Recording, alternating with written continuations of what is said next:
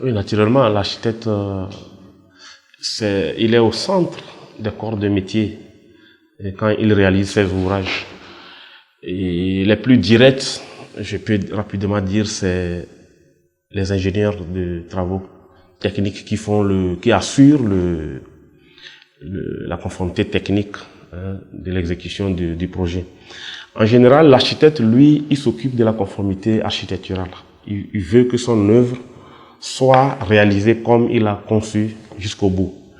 Mais les ingénieurs techniques, ingénieurs génie civil, sont la solution, la faisabilité de ce que l'architecte produit comme projet.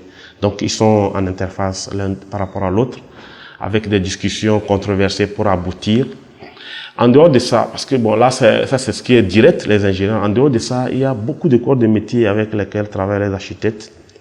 En général, en tout cas moi, en particulier, dès le début, je travaille avec des ingénieurs topo, qui sont ceux qui nous permettent d'être sûrs que nous avons bien implanté le bâtiment sur le terrain, afin de maximiser l'occupation du sol dans les détails. Donc, nous travaillons avec les ingénieurs topo.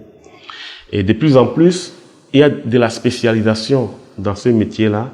Quand vous prenez les corps d'état pour la construction d'un bâtiment, on va dire grosso modo qu'il y a 10 les lots techniques où il faut forcément des ingénieurs en électricité, des ingénieurs réseau.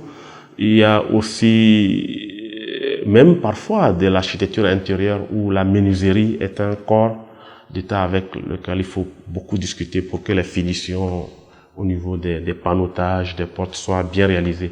Et cela dit, il y a beaucoup de corps de métier en fonction des projets.